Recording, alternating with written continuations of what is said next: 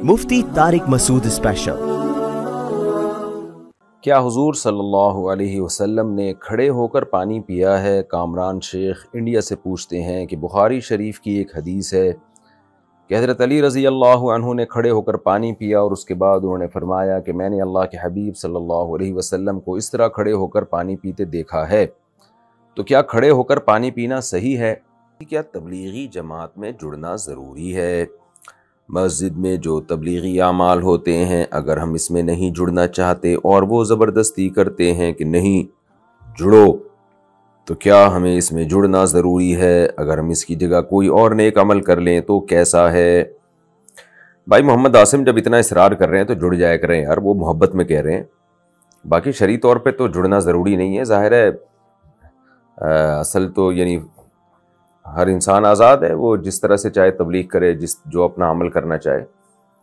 लेकिन एक दुनिया में इतना काम हो रहा है, आपके जुड़ने से उनको भी फ़ायदा होगा, आपको भी फ़ायदा होगा, तो जुड़ जाया करें। फ़र्ज़ वाजिब नहीं है, लेकिन नाजायज़ भी तो नहीं है ना, सवाब तो है। बहरहाल नहीं अनिल मुनकर फ़र्ज़ है, फिर नहीं अनिल मुनकर हर आदमी अपने अंदाज से कर सकता है। कोई किसी तरीके से नहीं अनिल मुनकर करता है, कोई किसी तरीके से नहीं अनिल मुनकर करता है। तो तबलीगी जमात वाले भी नहीं अनिल मुनकर का एक शोबा है जिसको वो इख्तियार किए हुए हैं, जिससे बहुत सारे शोबे ज़िंदा हो जाते हैं। तो अगर आप तबलीग वालों के साथ जुड़ेंगे तो इंशाअल्लाह इसकी आपको दुनिया और आखिरत में बहुत ज़्यादा बरकतें हासिल होंगी। तो मशवरा है मेरा, जुड़ लिया करें, बाकी फ़र्ज़ वाजिब नहीं है। इसी तरह कोई अगर बहुत ज़्यादा किसी के पीछे पड़ रहा है बार बार के जुड़ो, अमल में जुड़ो, तबलीग वाले ऐसा करते नहीं हैं। वो तो मोहब्बत से कहते हैं एक दफ़ा मान जाएं ठीक है, नहीं तो छोड़ देते हैं।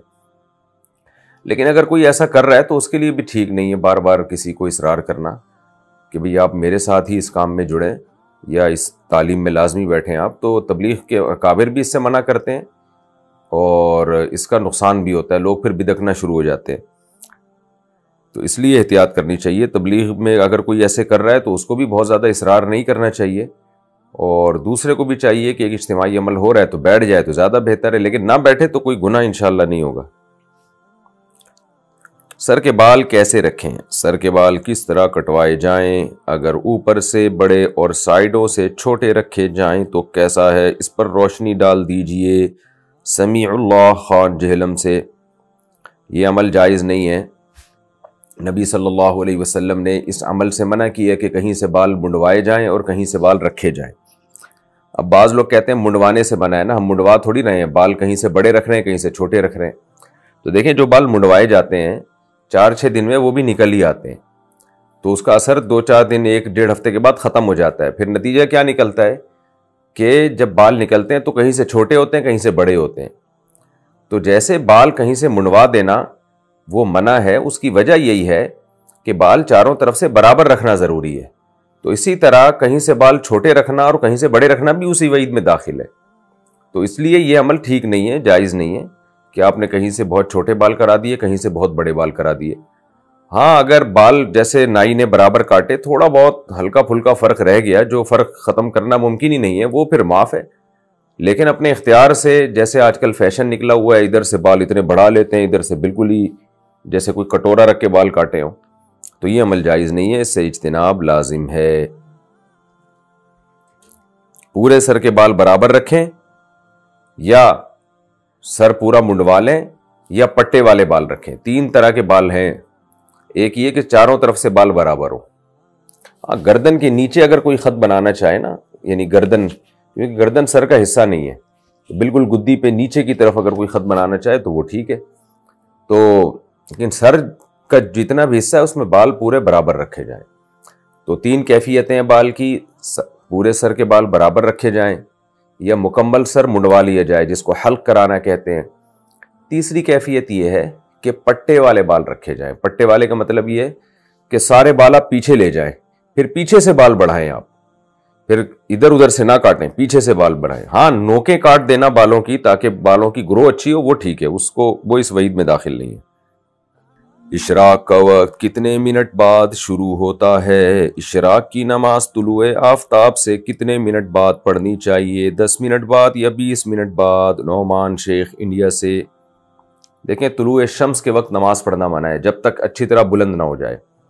تو انڈیا، پاکستان، بنگلہ دیش، برما، سعودی عرب، یہ تمام علاقوں میں جو سورج تقریباً بلند جو ہوتا ہے نا 15 سے 20 منٹ لگتے ہیں. سردی گرمی میں تھوڑا فرق ہے. یہ 15 سے 20 منٹ میں سورج اچھی طرح بلند ہو جاتا ہے. اتنا بلند ہو جائے کہ اس کی طرف دیکھنے میں مشکل ہو. ایک ہوتا ہے نا سورج کی ٹکیا جب نکل رہی ہوتی ہے بالکل ایک سرخ کلر کا ہوتا ہے, اس کی طرف اس وقت اس پر نظریں جمانا آسان ہوتا ہے, تو وہ مکروہ وقت ہے, اس وقت نماز پڑھنا جائز نہیں ہے. جب تھوڑا سا بلند ہو جائے, سوا نیزہ کہا جاتا ہے جس کو, تو اس وقت پھر نماز پڑھنا جائز ہے, تو اس وقت پڑھ لیا کریں. اب یہ ان ملکوں میں تو 15 سے 20 منٹ کا وقت ہوتا ہے, لیکن جو ملک ایکویٹر سے دور ہیں ان میں پھر یہ وقت بہت لمبا بھی ہو سکتا ہے.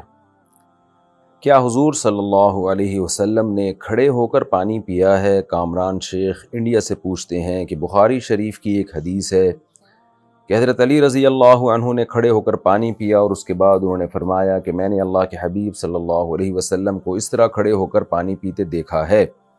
تو کیا کھڑے ہو کر پانی پینا صحیح ہے؟ دیکھیں, ایک حدیث کو دیکھ کے کبھی بھی نہیں فتویٰ لگایا جاتا, فیصلہ کیا جاتا, دیگر احادیث کو بھی دیکھنا پڑتا ہے. صحیح حدیث میں ہے نہا رسول اللہ صلی اللہ علیہ وسلم عن الاکل والشرب قائما, کہ آپ صلی اللہ علیہ وسلم نے کھڑے ہو کر کھانے سے بھی منع فرمایا اور کھڑے ہو کر پینے سے بھی منع فرمایا. لیکن دوسری طرف عبداللہ ابن عمر کی روایت ہے جس میں آتا ہے کہ ہم کھڑے ہو کر ہم چلتے پھرتے کھا پی بھی لیا کرتے تھے نبی کے دور میں. تو اور پھر یہ بھی حدیث ہے حضرت علی رضی اللہ تعالیٰ عنہ والی کہ حضرت علی نے کھڑے ہو کر پانی پیا. تو تمام احادیث کو آپ ملاتے ہیں تو اس سے پتہ چلتا ہے اصل حکم تو وہی ہے جو نبی صلی اللہ علیہ وسلم نے اپنے قول سے دیا. وہ کیا ہے؟ نہا رسول اللہ صلی اللہ علیہ وسلم عن الاکل والشرب قائما, کہ آپ صلی اللہ علیہ وسلم نے منع کیا ہے کہ کھڑے ہو کر کھانے سے بھی منع کیا اور پینے سے بھی. تو اصل حکم تو یہی ہے کہ یہ خلاف سنت ہے. اگر کوئی کھڑے ہو کر کھاتا ہے تو یہ سنت کے بہرحال مخالفت کر رہا ہے, کھڑے ہو کر پیتا ہے تو سنت کے بہرحال خلاف ہے یہ. باقی عبداللہ بن عمر کا جو یہ قول ہے کہ ہم چلتے پھرتے تو کھا لیا پی بھی لیا کرتے تھے, تو ظاہر ہے کہیں جا رہے ہوں, سفر میں ہوں, تو بعض دفعہ ایسی چیز کھائی جاتی ہے جیسے آپ نے کوئی چلغوزے ہیں یا کوئی مونگ پھلی ہے جیب میں رکھی ہوئی ہے, تو وہ آپ چلتے چلتے بھی کھا لیتے ہیں آپ. لیکن پراپر جو کھانا ہے وہ تو ظاہر ہے کوئی بھی چلتے چلتے کھا نہیں سکتا نا, اور خاص طور پر اس زمانے میں جو کھانے ہوا کرتے تھے, روٹی ہوتی تھی, سالن ہوتا تھا. تو عبداللہ بن عمر کی حدیث کا ایک مفہوم تو یہ بیان کیا گیا ہے کہ ایسی چیزیں جیسے کھجور ہیں وہ چلتے پھرتے کھا لیتے ہیں, کوئی حرج نہیں ہے. اور اسی دوران اگر پینا بھی پڑ جائے تو سفر میں جا رہے ہیں تو رکیں گے تھوڑی اس کے لیے, تو چلو بھائی پی لو. لیکن اسی طرح یہ جو حدیث ہے حضرت علی رضی اللہ تعالیٰ عنہ کی کہ آپ نے کھڑے ہو کر پانی پیا, تو اس کی بھی یہ توجہ بیان کی جاتی ہے کہ لوگ بیٹھ کے پانی پینے کو فرض اور واجب نہ سمجھیں, یعنی اتنی زیادہ اہمیت نہ دینا شروع کر دیں. بعض دفعہ انسان کو جلدی ہوتی ہے یا بعض دفعہ رش لگا ہوا ہے, آپ نے باقاعدہ بیٹھ کے جو ہے نا پانی پئیں گے, دوسرے لوگوں کا نقصان ہوگا. تو ایسی, یا بعض بوڑھے لوگ ہوتے ہیں بار بار اٹھک بیٹھک ان کے لیے مشکل ہے, وہ کولر سے گھر میں پانی نکالا پی لیے, وہ بیٹھیں گے پھر اٹھیں گے, بڑی مشکل ہوتی ہے. تو حضرت علی نے یہ عمل اس لیے کیا ہے تاکہ بیٹھ کے پانی پینے کو لوگ فرض اور واجب نہ سمجھیں, اور یہ پتہ چل جائے کہ یہ بھی جائز طریقہ ہے اسلام میں. تو اس لیے اصل حکم یہی ہے کہ بیٹھ کے پانی پیے جائے, سنت ہے. کبھی کبھار کوئی کھڑے ہو کر پانی پی لے تو اس پہ بھی ملامت کرنا جائز نہیں ہے. یہ نتیجہ نکلا ان تمام احادیث کو جب تطبیق دی جاتی ہے تو اس کا رزلٹ یہی ہے کہ جلدی میں ہو یا ویسے ہی کوئی کبھی کھڑے ہو کر پی بھی لے تو اس پہ ملامت جائز نہیں ہے کہ آپ اس کو سمجھیں کہ یہ سنت پہ عمل نہیں کرتا لہذا یہ قابل ملامت ہے, تو ایسا ٹھیک نہیں ہے. تو بچوں کو یہی ترغیب دیں کہ بیٹھ کے کھانا کھایا کریں, بیٹھ کے پانی پیا کریں. اور کھانا کھڑے ہو کے کھانا یہ پانی پینے سے زیادہ ناپسندیدہ ہے. تو اس لیے کیونکہ کھانے میں تو ہمیشہ یہی ملتا ہے کہ رسول اللہ صلی اللہ علیہ وسلم نے بیٹھ کے کھانا کھایا, تو اس لیے بیٹھ کے پانی پئیں, بیٹھ کے کھانا کھائیں. کبھی کبھار اگر اس کے خلاف ہو جائے تو کوئی حرج نہیں ہے اس میں. کیا دونوں ہاتھ استعمال کرنے سے نماز ٹوٹ جائے گی؟ کیا نماز میں دونوں ہاتھ استعمال کرنے سے نماز ٹوٹ جاتی ہے؟ دیکھیں, نماز میں کم سے کم حرکت کرنی چاہیے, وہ بھی جب ضرورت ہو اور جتنی ضرورت ہو. اس لیے جب ایک ہاتھ سے کام ہو سکتا ہے, آپ کو خارش ہو رہی ہے تو ایک ہاتھ سے بھی ہو سکتا ہے, تو دو ہاتھ کیوں استعمال کر رہے ہیں؟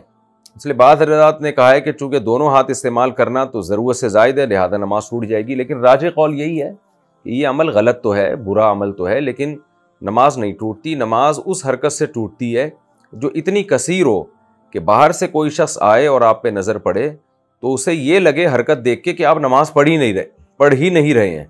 تو ایسی حرکت جب کثیر حرکت ہوگی تو وہ نماز کے منافی، اس سے نماز ٹوٹ جائے گی. لیکن کسی نے غلطی سے دونوں ہاتھ ہلا لیے تو نماز انشاءاللہ نہیں ٹوٹے گی، لیکن یہ عمل بہرحال غلط ہے اور یہ ٹھیک نہیں ہے یہ عمل. دوسروں کی کیاری سے پھل پھول توڑنا، کیا کسی کے گھر میں جو باہر کیاریاں لگی ہوتی ہیں اگر ہم اس سے پھل پھول ٹہنیاں وغیرہ توڑ کر خود رکھ سکتے ہیں؟ اس میں کوئی گناہ تو نہیں ہے بھائی. اس کی اجازت ہے تو ٹھیک ہے، اجازت نہیں ہے تو ٹھیک نہیں ہے. بعض دفعہ ایک آدھ پھل نیچے گر گیا، اس پہ مالک کو کوئی اعتراض ہوتا نہیں ہے. اب بیر کی بیری لگی ہوئی ہے اور اس میں چند بیر نیچے گر گئے، آپ نے اٹھا کے کھا لیے، تو ایسے موقع پہ عام طور پر مالک کو کوئی اعتراض نہیں ہوتا. بعض دفعہ نیم کا درخت ہوتا ہے، آپ ایک ٹہنی توڑ لیتے ہیں مسواک کرنے کے لیے، تو عام طور پہ مالک کو کوئی اعتراض نہیں ہوتا ان چیزوں پہ. تو اتنی چھوٹی موٹی چیز جس کے بارے میں آپ کو یقین ہو کہ جو درخت کا مالک ہے وہ اس کو کوئی تکلیف نہیں ہوگی تو وہ تو جائز ہے. لیکن اتنا اس کو لمٹ کو کراس کرنا کہ اگر مالک کو پتہ چل جائے کہ یہ کسی نے میری درخت سے اس طرح ٹہنیاں توڑی ہیں یا پھل کھائے ہیں تو اس کو برا لگے گا، تو پھر جائز نہیں ہے.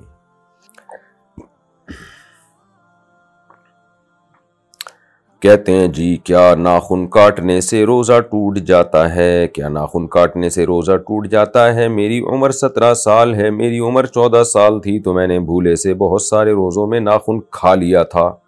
اب ایک کاٹنے سے یا کھانے سے؟ عنوان ہے کاٹنے سے اور سوال پوچھا جا رہا ہے کھانے سے. کیا میرا روزہ ٹوٹ گیا اور اس کا کفارہ کیا ہوگا؟ ارمان صاحب لکھنؤ سے. دیکھیں ناخن کاٹنے سے تو روزہ نہیں ٹوٹتا، لیکن آپ نے یہ ہمارے جو کمپوزر ہے اس نے میرا خیال ہے گڑبڑ کی ہے کہ سوال کھانے کا تھا، اس نے عنوان ناخن کاٹنے کا ڈال دیا. تو آپ نے کھائے ہیں معذرت کے ساتھ. اب پتہ نہیں بریانی بنا کے ناخن کی کھائی ہے یا قورمہ بنا کے کھایا ہے. تو ویسے بائی دا وے ارمان صاحب لکھنؤ میں کیا باقی چیزیں کھانے کی نہیں ہیں؟ میں نے تو نہیں سنا، میں نے تو سنا لکھنؤ کھاتے پیتے لوگوں کا شہر ہے. تو بہرحال اب تو آپ نے کھا لیا، لیکن آئندہ آپ ناخنوں کے علاوہ بہت ساری چیزیں لکھنؤ میں اچھی ملتی ہیں. ہمارے بھی کچھ جان پہچان والے لکھنؤ میں ہیں، میں ان سے فون کر کے معلوم کروں گا، انشاءاللہ وہ آپ کو ہوٹل بتائیں گے اچھے. وہاں ناخنوں کے علاوہ بہت مزے کی چیزیں ملتی ہیں، وہ کھایا کریں آپ. باقی جو آپ نے ناخن کھائے ہیں نا ایسے کر کے کھائے ہوں گے آپ نے، تو ظاہر ہے کچھ بھی کھاؤ تو روزہ ٹوٹتا ہے اس سے. تو اس لیے آپ نے جتنے روزوں میں ناخن کھائے ہیں وہ سارے روزے آپ کے ٹوٹ گئے ہیں. کیونکہ آپ کی عمر 14 سال تھی. 14 سال جو انگریزی لحاظ سے جو 14 سال عمر ہوتی ہے تو اس میں عام طور پر لڑکے بالغ ہو جاتے ہیں. بالغ ہونے کا مطلب یہ کہ نائٹ فال شروع ہو چکا ہو، احتلام شروع ہو چکا ہو. تو اگر آپ کو احتلام شروع ہو چکا تھا تو آپ بالغ ہو گئے تھے. اس کے بعد اگر آپ روزہ توڑیں گے تو شرعی طور پہ روزہ ٹوٹنے کے احکام آپ کے اوپر جاری ہوں گے بالغ ہونے کے بعد. بالغ ہونے سے پہلے اگر کسی نے روزہ توڑ دیا تو نہ اس کی قضا واجب ہے نہ کفارہ واجب ہے. تو چونکہ بالغ ہونے کے بعد بظاہر ایسا ہی لگتا ہے 14 سال عمر تھی آپ نے توڑ دی تھے، ناخن کھا لیے تھے آپ نے تو روزہ ٹوٹ گیا. البتہ اس میں روزہ ٹوٹے گا، کفارہ واجب نہیں ہوگا، کیونکہ کفارہ جو واجب ہوتا ہے وہ کھانے پینے کی چیزیں کھانے سے واجب ہوتا ہے. یعنی وہ چیزیں جو عام طور پہ کھائی جاتی ہیں، کسی نے کھانا کھا لیا، پانی پی لیا یا دوا کھا لی، کوئی میڈیسن کھا لی بلا ضرورت، تو اس سے روزہ ٹوٹتا ہے اور 60 روزوں کا کفارہ واجب ہوتا ہے. ناخن چونکہ کھانے کی چیز نہیں ہے، لہذا اگر آپ نے ناخن کھا لیا تو اس سے روزہ تو ٹوٹے گا لیکن کفارہ واجب نہیں ہوگا. تو آپ اندازہ لگائیں آپ نے کتنے ناخنوں کو کھایا ہے، اور میں تو حیران ہو رہا ہوں. خیر کتنے روزوں میں ناخن کھائے ہوں گے تو اندازے سے اتنے روزے آپ قضا کر لیں، آپ کفارہ لازم نہیں ہے. قبر میں نیک مومن کے جسم کا حال، کیا مرنے کے بعد انسانی جسم کے اعضاء تحلیل ہونا شروع ہو جاتے ہیں اور وہ صرف کیا ہڈیوں کا ڈھانچہ رہ جاتا ہے؟ کافی بزرگوں کے بارے میں مشہور ہے کہ ان کی ڈیتھ باڈی نکالی گئی کافی عرصے بعد تو ان کا جسم صحیح سالم تھا. اس بارے میں وضاحت فرما دیں دانش منڈی بہاؤالدین سے. دیکھیں اصل تو یہی ہے کہ جب بھی کوئی مرتا ہے، چاہے بزرگ ہو چاہے کوئی بھی نیک ہو یا کوئی شہید بھی ہوتا ہے، تو جسم جو ہے اس کا خراب ہونا شروع ہو جاتا ہے. یہ نیچرل ہے، مٹی کھا جاتی ہے اس کو. تو یہ ایک نیچرل پروسیس ہے جو اللہ نے رکھا ہے. اس میں کسی کے نیک یا برے ہونے کا تعلق نہیں ہے. نیک لوگوں کے جسم کو بھی مٹی کھا جاتی ہے، پہلے کیڑے پڑ جاتے ہیں اور برے لوگوں کے جسم کو بھی مٹی کھا جاتی ہے اور اس میں کیڑے پڑ جاتے ہیں. یہ نیچرل ہے, اس کا اچھے یا برے عمل سے کوئی تعلق نہیں ہے. کوئی مر گیا, اس کی لاش میں کیڑے پڑ گئے, تو کبھی بھی اس سے بدگمان ہونے کی اجازت نہیں ہے. یہ قدرتی عمل ہے. اللہ تعالیٰ نے تبھی کہا ہے کہ بلا قادرین علی ان نسوی بنانا. مشرکین یہی کہا کرتے تھے نا کہ ہم مر کے مٹی ہو جاتے ہیں, ختم ہو جاتے ہیں, تو زندہ کیسے ہوں گے؟ تو اللہ نے یہ نہیں کہا کہ نہیں نیک لوگ ختم نہیں ہوتے, برے ختم ہوتے ہیں, بلکہ اللہ نے کہا کہ میں اس پر قادر ہوں کہ تمہارے ذرات کو دوبارہ جمع کروں اور انسان بنا کے کھڑا کر دوں تمہیں اپنے سامنے. لہٰذا پہلی بات تو یہ خوب ذہن میں رکھیں, اس کا نیک یا برے ہونے سے کوئی تعلق نہیں ہے. اگر کسی کے جسم کو کیڑے کھا کے ختم کر دیتے ہیں, اس میں بدبو پیدا ہو جاتی ہے. البتہ یہ ہے ضرور ہے کہ بعض دفعہ کرامت کے طور پر کوئی نیک آدمی ہوتا ہے, اس کی کرامت کا ایک اثر ہوتا ہے. وہ اثر میں یہ ہوتا ہے کہ اللہ اس کے جسم کو سلامت رکھ لیتے ہیں. بعض دفعہ ایسا بھی ہوتا ہے, جیسے بہت سارے صحابہ تھے جن کے جسم سلامت تھے. حضرت حمزہ رضی اللہ تعالی عنہ کو شہادت کے بعد دفن کیا گیا, تو جہاں دفن کیا گیا میرا خیال ہے 60-70 سال یا 100 سال کے بعد ان کی میت کو نکالا گیا. وہاں سیلاب آ رہا تھا, تو آپ کا جسم بالکل صحیح سلامت تھا. ایران میں بعض صحابہ کی قبریں کھلی ہیں, تو وہ اس کی باقاعدہ ویڈیو بنائی گئی ہے کہا جاتا ہے, اور وہ خبر بڑی مشہور بھی ہوئی تھی ہمارے بچپن میں, لوگ ہمیں بتایا کرتے تھے. اب پتہ نہیں یہ ہمارے بچپن کا واقعہ یا اس سے پہلے کا واقعہ, لیکن خبر ہمیں بڑی مشہور ہوئی تھی. پھر یہ ہم نے دوسرے ذرائع سے تصدیق بھی کی, تو صحابہ کے جسم بالکل سلامت تھے وہ. تو خیر اس جو ایران میں واقعہ ہوا, مجھے 100% اس کا یقین نہیں ہے, آپ دوسرے اہل علم سے آپ پوچھ سکتے ہیں, یعنی کہ واقعی ایسا ہوا تھا کہ نہیں ہوا تھا. لیکن میں نے خود شہداء کے جسم دیکھے ہیں کئی دنوں بعد, کئی ہفتوں بعد بھی صحیح سالم. یہ میں نے تو خود مشاہدہ کیا اس کا. اور صرف صحیح سالم جسم نہیں, بلکہ جسم سے خوشبو بھی آ رہی ہے, خون سے خوشبو آ رہی ہے. تو شہداء کے خون میں خوشبو آنا یا ان کے جسموں کا بہت سارے ایسے بھی دیکھے ہیں, بہت سارے تو نہیں, یعنی بعض شہداء ایسے بھی دیکھے ہیں کہ جن کے جسم خراب ہو گئے اور بدبو آنا شروع ہو گئی, تو اس سے کوئی فرق نہیں پڑتا. لیکن ایسے بھی شہید دیکھیں جن کا جسم کئی ہفتوں تک سلامت رہا اور ان سے خوشبو بھی آتی رہی ہے. حضرت مفتی عتیق الرحمن شہید رحمۃ اللہ علیہ, یہاں کتنے بڑے درس قرآن ان کا حلقہ ہوا کرتا تھا. جب ان کو شہید کیا گیا ہے تو ان کا بیٹا میرا شاگرد ہے. تو بیٹے نے خود بتایا کہ ہم نے 6 مہینے کے بعد والد صاحب کی قبر کھولی. وجہ اس کی یہ تھی کہ بہت زیادہ پانی آ گیا تھا, کراچی میں بہت زیادہ بارشیں ہوئی تھیں. کہہ رہے ہم نے ارادہ کیا ان کو یہاں سے نکالتے ہیں. تو جب قبر کھولی ہے تو بالکل جسم بھی صحیح سلامت تھا اور بے تحاشا اس میں سے خوشبو بھی آ رہی تھی. تو یہ کرامت ایسی ہے جو مسلمانوں میں ہوتی رہتی ہے, جو ایک نارمل ہے. شہداء کے ساتھ تو بہت ہی ہوتی ہے یہ, خون سے خوشبو آ جانا یا جسم کا سلامت رہنا. تو یہ جو ایسا ہوتا ہے بعض بزرگوں کے ساتھ, اچھا بعض دفعہ یہ کافر کے ساتھ بھی ہوتا ہے, خوب سمجھ لیں. لیکن وہ اس صورت میں ہوتا ہے کہ اس کی باڈی جو ہے نا, غیر مسلم کی باڈی کی رطوبتیں خشک ہو چکی ہوتی ہیں. بعض ایسے واقعات ہوئے ہیں کہ وہ, لیکن اس کی وجہ کوئی کرامت نہیں ہوتی, بلکہ اس کی وجہ یہ ہوتی ہے کہ ایسی بیماری میں ڈیتھ ہوئی ہوتی ہے کہ باڈی کا سارا پانی خشک ہو گیا. تو جب کسی کی ایسی بیماری میں ڈیتھ ہوتی ہے نا کہ سارا پانی باڈی کا بالکل خشک ہو گیا, تو پھر دفن ایسی جگہ پہ کیا گیا. بعض دفعہ یہ بھی تو ہوتا ہے نا کہ جس جگہ دفن کیا گیا ہے وہ کیسی جگہ ہے, ٹیمپریچر کیا ہے اس کا. اب کسی کو آپ نے ناروے میں کہ جو ہے نا -40 ٹیمپریچر میں دفن کر دیا, تو شاید وہ تو ویسے ہی صحیح سلامت رہے کئی ہفتوں کئی مہینوں تک. تو اس کا اس سے بھی تعلق ہوتا ہے. لیکن ہم نے جو شہداء دیکھے ہیں نا, وہ تو ایک نارمل پاکستان کے ٹیمپریچر پہ ہی دیکھے ہم نے, گرمی والے ٹیمپریچر میں, اور کوئی ان کی باڈی کی رطوبتیں اور پانی بھی خشک نہیں ہوا تھا. اس کے باوجود وہ کئی ہفتوں تک صحیح سالم رہے, اور کئی ہفتوں تک کیا, ہم نے تو دیکھا کہ وہ ان کی باڈی خراب ہی نہیں ہوئی, وہ پھر اسی طرح سے دفنایا گیا. تو اب یہ ایک الگ بحث ہے کہ اتنے ہفتے تک دفنایا کیوں نہیں گیا ان کو, اس کی زیادہ ڈیٹیل میں نہیں جاتا, ابھی بات لمبی ہو جائے گی. بعض دفعہ یہ ہوتا ہے کہ دفنا دیا گیا ہوتا ہے, پھر وہ قبر سے ان کو شفٹ کیا جاتا ہے کہیں اور. تو شفٹ کرنے کی ضرورت اس لیے پیش آتی ہے, بعض شہداء خواب میں آ کے بتا رہے ہوتے ہیں کہ ہم جہاں قبر میں آرام کر رہے ہیں وہاں پر پانی آ رہا ہے, سیلاب آ رہا ہے, جیسے حضرت حمزہ رضی اللہ تعالیٰ عنہ کے بارے میں خواب آیا تھا. تو اس طرح سے ہوتا ہے, تو پھر وہاں سے ان کو نکالنا پڑتا ہے, ورنہ نارملی میت کو جب ایک جگہ دفن کر دیا تو وہاں سے اس کو نکالنا جائز نہیں ہے, خوب سمجھ لیں. صف کے بیچ میں کرسی رکھنا.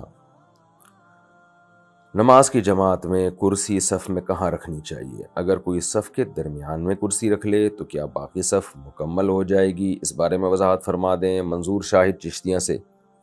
دیکھیں بار بار اس پر بات کی جا چکی ہے علماء کی طرف سے بھی، تحریری فتویٰ بھی موجود ہے کہ کرسیوں پہ جو نماز کا طریقہ ہماری مسجدوں میں رائج ہو گیا ہے یہ بالکل خلاف سنت ہے۔ انتہائی شدید مجبوری میں مریض کرسی استعمال کرے، ادروائز وہ زمین پہ بیٹھ کے نماز پڑھے۔ اگر پاؤں موڑنا ممکن نہ ہو، گھٹنے موڑنا ممکن نہ ہو، تو پاؤں قبلے کی طرف سیدھے رکھ لے اور اشاروں سے سجدہ اور رکوع کرے، لیکن زمین پہ جس حد تک بیٹھنا ممکن ہو بیٹھے۔ ہمارے نبی صلی اللہ علیہ وسلم جب بیمار ہوئے تھے تو زمین پہ بیٹھ کے باقاعدہ جماعت کرائی آپ صلی اللہ علیہ وسلم نے، تو اس لیے زمین پہ بیٹھ کے نماز پڑھے۔ تو پھر بھی اگر ممکن نہ ہو تو پھر کرسی پہ بیٹھیں۔ کرسی میں صفیں خراب ہوتی ہیں، کرسی میں بڑے مسائل ہوتے ہیں اور کوئی تکی نہیں بن رہی ہوتی، پھر اس میں چرچ کی مشابہت آتی ہے، جو غیر مسلم کے عبادت خانے ہیں ان کی مشابہت بھی آنا شروع ہو جائے گی اس میں، اس لیے یہ عمل سے بچنا چاہیے۔ ہاں مجبوری ہو تو الگ بات ہے، پھر اب جب مجبوری میں ہے تو جہاں بھی رکھی جائے بس وہیں سے آگے صف بنانا شروع کر دیں، چاہے صف کے بیچ میں ہو یا کنارے پر ہو۔ کوشش تو کریں کنارے پر کرسی ہو تاکہ صف کی وہ جو ایک ہے وہ ترتیب وہ خراب نہ ہو، لیکن ایسا بہت مشکل ہوتا ہے، بار بار اٹھا کے اس کو کہاں لے کے جائیں گے ہم کرسی کو۔